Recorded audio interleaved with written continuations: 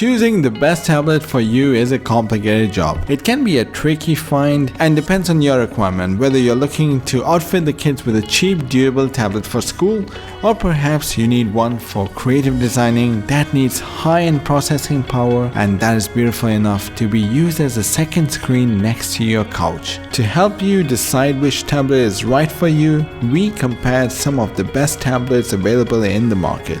And to make things easy, any point of time if you want to buy any of these beautiful yet powerful devices, we have left a discounted link in the description below for your convenience. So without further ado, here are 6 of the best 5G tablets you can buy right now in 2022. At $240, we have the Lenovo Yoga Tab 11. The Tab is a great choice for casual everyday use, be it for work, school, or relaxing at home. It comes with a slew of mostly useful apps and even has Google Kids Space, a dedicated area designed to inspire and nurture your kids' creativity and curiosity. And though it lacks a few premium features, the Yoga Tab 11 is an all-around solid, if not slightly overwhelming, Android tablet with a decent spec that costs far less than an iPad. The specs as reviewed, the processor is a MediaTek Helio G90T, which is an octa-core processor. It has a memory of 4GB LPDDR4. It has a graphic of ARM Mali G76 MC4 and a storage of 128GB. A display size of 11-inch 2K screen resolution with an IPS touchscreen 400 nits and a camera of 8 megapixel autofocus rear and an 8 megapixel front focus fixed. Audio, it has Dolby speakers and the connectivity is Wi-Fi 5 802.11 AC with the Bluetooth 5.0. Now the Yoga Tab 11 is a solid option for an affordable Android tablet. It definitely is aimed at families and everyday use, but it handles lightweight tasks with ease. Don't plan it on overdoing everything too intensive with it because that's not what it's made for. And I love the tablet's clever design, from its robust kickstand to its attractive finish, and the battery life was even decent. While it isn't the slimmest or the most powerful tablet out there, it's a nice budget-friendly pick for anyone wanting a tablet running Android, especially for families that are on a budget. At number 5, we have the new Surface Go 3 at $299. Now this tablet has seen minor improvements since its predecessor, with a CPU upgrade and Windows 11 improving the Windows tablet experience. But there's little here to make it more tempting than the Apple iPad, especially once you factor in the poor battery life and mediocre specs. Microsoft's smallest tablet PC gets Windows 11, newer chips, and a smaller price cut, but really need more to make it worth the investment. Nothing on the outside has changed since the last Surface Go 2. It's the same size and weight and has some good looking 10.5-inch screen, magnesium body, great kickstand, stylus support and port selection. It is a small tablet that is easy to carry but still provides a full PC experience now running the new Windows 11. Inside, the Go 3 has also been upgraded and you will have a choice of Intel processor Gold 6500Y, which is much more faster than its predecessor, or a 10th generation Core i3 processor, which is about the same but it's a bit more in price. Both are very much at the lower end of the market, basically an older technology. While we were testing it, the top Go 3 model with the Core i3 chip felt pretty slow at times, occasionally hanging when attempting to do things such as installing apps or updates. On more than one occasion, it ended up opening file twice because nothing happened for long enough that I assume I had it missing on the first click, so I double click it again. So basically it's very slow. Now number 4, we have the iPad Pro at $629. Apple last year introduced an updated 12.9-inch iPad Pro with a mini LED display technology, and in 2022 there's a slim chance that both 11-inch and 12.9-inch versions of the iPad Pro will feature a mini LED display. The 12.9-inch iPad Pro will continue to use the technology for sure, and there's a mixed information on whether the mini LED will also be expanded to 11-inch iPad Pro. The Apple Pro is Apple's high-end tablet computer. The latest iPad Pro model features a powerful M1 chip, a Thunderbolt port, and an improved front-facing camera, a liquid retina XDR LED display option on a larger model, and up to 16 GB of RAM, 2 TB of storage. Now there are two different iPad Pro models currently available. One has 11-inch LED liquid retina display and a pricing of $799, while the other has a better 12.9-inch mini LED liquid retina XDR display with a price tag of $1,099. While the new iPad Pro is around 50% faster than the previous generation of the model with A12Z chip, most reviewers believe that the impressive performance improvement was held back by the Apple iPad OS operating system. Reviewers felt that even though the iPad Pro is very capable, its software often felt hamstrung compared to the Mac.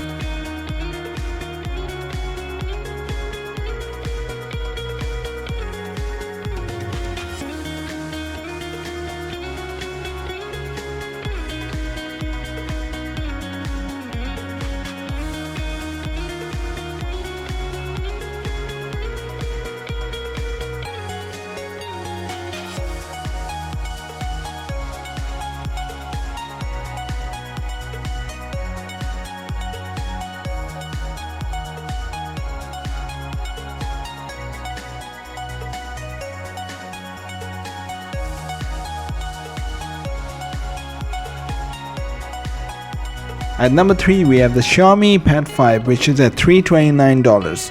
The Xiaomi Mi Pad 5 is one of the first tablets in 3 years running on Snapdragon 860, and it's among the most powerful Android tablets out there. It comes with an 11-inch display of 2560 into 1600 pixels. Wow, that's more than 4K resolution, and it's on 120Hz refresh rate. That is incredible. The 10-bit panel comes with the support of Dolby Vision and HDR10 and promise up to 500 nits brightness, as well as a true tone technology for adapting the colors and the brightness to ambient light. The interface remains MIUI but now adapted for tablets and brings a multi-screen supports for over 300 apps provided they are open on Xiaomi smartphone. Speaking about the rest of the specs, it's got a memory of 6GB, a storage of 128 and also an option of 256GB. It has a graphic of IPS LCD, 1 billion colors, 120Hz, HDR10 Dolby, which we already discussed, display of 11 inches with more than 5K resolution, and it's got some sensor which is accelerometer, gyro, proximity compass, and a whopping battery of 8720 mAh, which is non-removable of course, and a product weight of 511 grams, which is amazing. Now you can say that it will, with that kind of battery, it will run for a day or two easily, and I expect that everyone who wants this tablet wants to use it a bit for graphics, like extreme graphics, because of the processor and a high price compared to the others. Now number 2, we have the Galaxy Tab S8 Ultra at a price of $569. Now the Tab S8 Ultra brings the design of the other Tab S8 models, which themselves are replicating the Tab S7 design to a larger scale. It's an aluminum tablet that's virtually all screen with thin bezels and with surprisingly thin chassis. I have not bent the retail unit until we purchased it for this review in my time with it, but it doesn't feel like it would take much of an effort to crunch it if that's your goal. Aside from its thickness, other dimensions of the Ultra Edge are large. It's nearly 2 full inches wider than the 12.9-inch Apple iPad Pro. In landscape orientation, though, thanks to the magic of the aspect ratios, it's almost a quarter of an inch shorter than the iPad, and tips the scale at 1.6 pound before you add a case to it or any other accessory.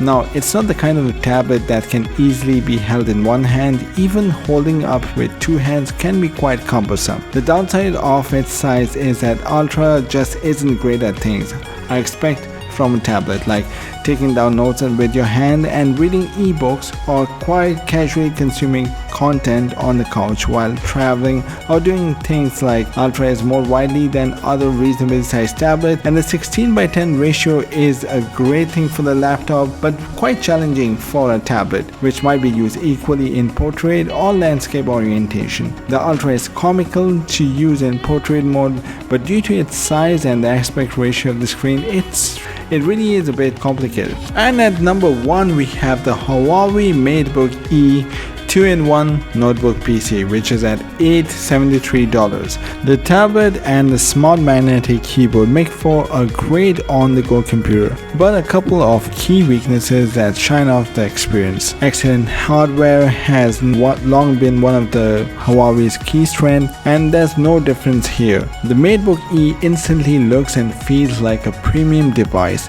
despite being relatively affordable. Huawei has kept things simple on the back of the MateBook E. Aside from the company's logo and a removable sticker, the only other feature of the Note is a small camera module. Here you'll find a 13 megapixel rear camera and a separate flash. The MateBook E is an exciting alternative to more established 2-in-1s. With a stunning OLED display and a practical keyboard included in the price. Both perform well in a variety of scenarios despite some occasional quirks and frustrations. Performance is solid, at least from the Core i5 model I've tested. Alongside an impressive keyboard, there's also a full capability with a very capable stylus and a great video calling experience. But the battery life is a bit disappointing here, with the MateBook E consistently struggling to make it through a full working day.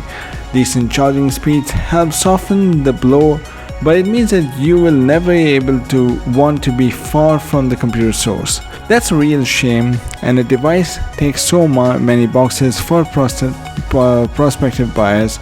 Hopefully, Huawei can iron out the handful of shortcomings in the next gen model of the MateBook E, as it has a lot of potential. So that's it guys, thank you so much for watching this video, hope you enjoyed it. And if you ever want to buy any of these tablets, there are discount links in the description below. I wish you have a great day, stay safe and goodbye.